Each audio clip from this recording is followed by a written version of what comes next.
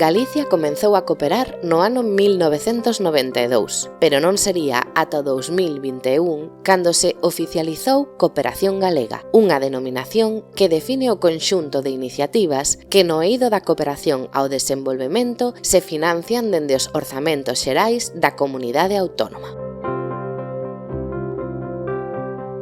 A cooperación galega viviu 5 etapas. Unha primeira de nacemento, unha segunda etapa de modernización estratégica con crecemento orzamentario e operativo, unha terceira de preservación desta política pública nun contexto de crise e contención de recursos. E finalmente, a cuarta etapa, que chega ata este momento no que nos encontramos, cunha renovación normativa estratégica e impulso orzamentario. En definitiva, nestes máis de 30 anos, o Sistema Galego de Cooperación acadou un marco normativo, estratégico e operativo, actualizado e aberto ao diálogo cos axentes galegos de cooperación. Estes axentes son as axencias de Nacións Unidas, as universidades, as empresas e actores chave como as organizacións de cooperación ao desenvolvemento, representadas en boa parte na Coordinadora Galega de ONGDs, e as administracións públicas como a Xunta de Galicia e os concellos, representados no Fondo Galego de Cooperación e Solidariedade. Segundo a última edición do informe O traballo das ONGDs galegas no mundo, no 2024 a cooperación ao desenvolvemento galega contribuíu a través de 120 proxectos a mellorar as condicións de preto de 410.000 persoas. Algo máis dun 51% eran mulleres. De feito, case a metade dos proxectos estiveron especificamente orientados a traballar con elas, cun enfoque centrado no seu fortalecemento e empoderamento. Hai 11 países prioritarios para a cooperación galega: Guatemala, Bolivia, República Dominicana, Honduras, Ecuador, Nicaragua, Perú, El Salvador, Mozambique, Guinea-Bissau, Cabo Verde e outros países da lusofonía xunto á poboación saharaui e palestina.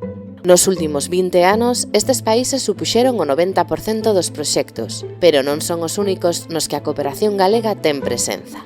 Actualmente, podemos atopar proxectos de desenvolvemento impulsados por organizacións galegas en alo menos 23 países. A cooperación galega ten un carácter propio, grazas á súa planificación estratégica impulsada pola Xunta de Galicia, que se sostén na garantía de dereitos sociais básicos como a saúde ou a educación, apoiando iniciativas de agricultura, pesca e acuicultura sustentables, na loita contra o cambio climático, fortalecendo a sociedade civil organizada nos países socios, a través da acción humanitaria e da educación para a cidadanía global, e agora tamén coa apertura dunha nova liña específica de cooperación con enfoque feminista que ven a reforzar o seu traballo en igualdade de xénero. A cooperación galega tende a sumar esforzos para chegar a máis, para facelo mellor e para garantir o futuro dos procesos que impulsa. Fixo, por exemplo, con alianzas entre diversos sectores e axentes en países como Guatemala, Perú, República Dominicana ou Mozambique.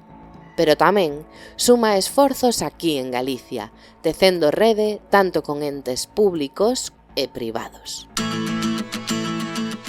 Nos últimos 25 anos, a Xunta de Galicia ten investido case 180 millóns de euros en axuda oficial ao desenvolvemento. Isto é, o 80% dos fondos que dende Galicia impulsan a cooperación no sur global. Trátase dunha política pública de cooperación participativa, aberta á innovación e receptiva ás demandas e propostas da sociedade civil organizada. Unha política que, ademais de dotación orzamentaria, ten un compromiso coa calidade, o rigor e a planificación estratégica a través da execución dos seus plans directores e plans anuais e coa transparencia.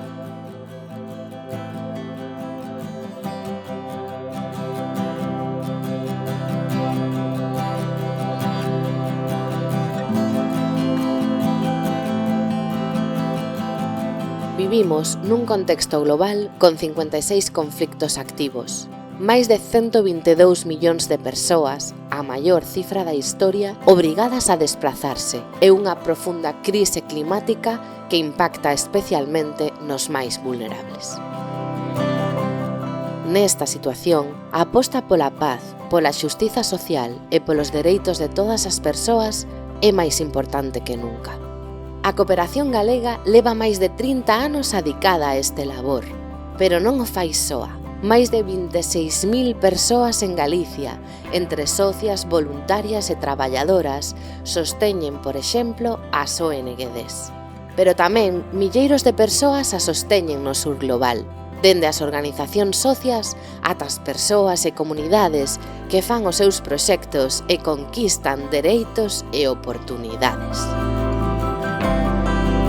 Para o futuro que xa está sendo, a cooperación galega aposta máis que nunca pola paz, a sustentabilidade e os feminismos.